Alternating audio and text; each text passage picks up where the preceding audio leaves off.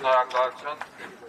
Դելի արենակիցներ արդեն սա երևի արդեն չեմ էլ հիշում որևէ անգամն է, որ մենք հավաքվում ենք Հայաստանի Հանրապետությունում ՄԱԿ-ի բուսական ներկայացուցչության դիմաց մեր ձայնը բարձրացնելու, մեր արդար պահանջը տեղ հասցնելու նպատակով եւ իրապես ցավալի է, որ 21-րդ դարում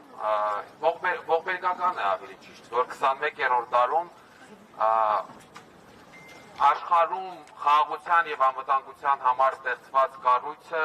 ուղղակի չի կարողանում կամ չի անում այն քայլերը, որոնք անհրաժեշտ են իր իսկ կանոնադրական նպատակների, իր իսկ կանոնադրական սկզբունքների, հիմնարար սկզբունքների պաշտպանության համար։ Սա համատարած է աշխարհում եւ կարծում եմ, որ կհամաձայնեք ինձ հետ, բայց առնվազն մեր պարագայում մենք տեսնում ենք, որ այդ անգործությունը շատ ավելի ընդգծված է, կան մեխանիզմներ, կան գործողություններ, որոնք որ պետք է ձեռնարկվեն ապահովելու համար առնվազն ուրեմն Բաքվում ագորինաբար պահվող մեր պատանդների առողջական իրավիճակը, պահման պայմանները եւ իհարկե դերձ դնելու է դատական ֆարսին եւ անձանց հայրենադարձնելու իրենց հայրենիք։ Խոսքը սկսվեց նրանից, որ Արցախի ժողովուրդը պայքարել էր ինքնորոշման համար։ Գիտեք, նույն միջազգային իրավունքը շատ հստակ ամրագրում է, որ ինքնորոշման համար պայքարի ելած ապստամբած ժողովուրդները ունեն այդ իրավունքը եւ որևէ ձևով դրանում որևէ հանցագործություն չկա։ Եվ այսօր Բաքվում գտնվող անձինք իհարկե հենց դրա համար են գտնվում այնտեղ, այսինքն մարդիկ, ովքեր որ պայքարել են ինքնորոշման համար, որոնք որ կանգնել են այդ ինքնորոշման դիրքերում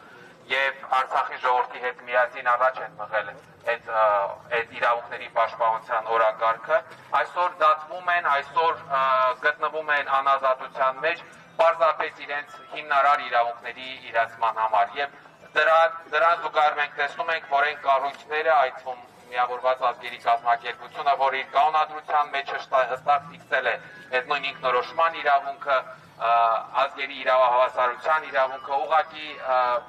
որևէ գործողություն չի ձեռնարկում այս հանցագործությունները, ադրբեջանական հանցագործությունները կանխելու համար։ Մենք խոսել ենք, որ ՄԱԿ-ի մարդու իրավունքների բարձր հանձնակատարը անդրադարձել է այս հարցին։ Այսինքն սա մեզ ինչ է տալիս, սա մեզ տալիս է ուղերձ, որ տեղյակ է, այսինքն ասել, որ տեղյակ չէինք, թե ինչ է կատարվում կամ չէինք հետևում, արդեն իսկ չենք կարող։ Ֆիքսվել է, որ տեղյակ ենք եւ արդեն պետք է կատարել գործողություններ, որոնք որ կնպաստեն այդ իրավիճակի կարգավորմանը։ Իսկ այդ գործողությունները բազմաթիվ են ՄԱԿ-ի շրջանակներում։ Պատվիրակությունների ուղարկում, մշտադիտարկման իրականացում,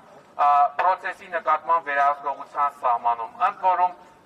ոչ մի կառույց, ՄԱԿ-ը ունի տարբեր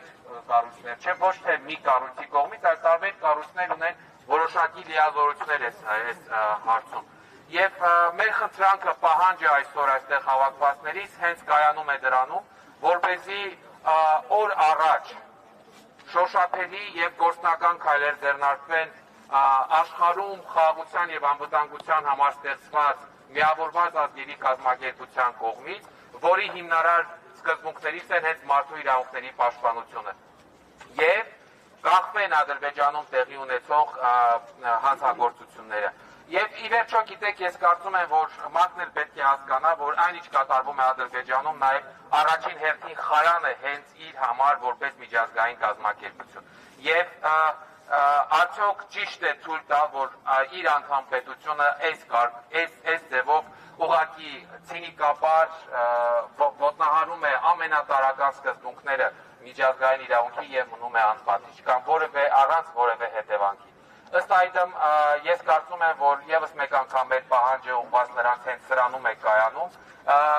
Սա երկարատև process է, ես վստահ եմ, որ հատկապես միջազգային իրավունքը արագ չի աշխատում եւ պահանջում է հետեւողականություն։ Հետեւաբար իմ որպես ամփոփում դա կուզենայի նշել, որ ինչպես իմ խոսքի սկզբում նշեցի, քանի երրորդ անգամ ենք հանդիպում, ես կարծում եմ, որ դեռ մի քանի անգամ էլ այս նույն տեղում նույն պահանջներով հանդիպելու ենք, միջև որ որոշակի հաջողությունների կամ շոշափելի արդյունքի հասնենք։ Այսքանն էի ուզում ասել ձեզ, շնորհակալություն, որ ամեն անգամ ներկայանում եք։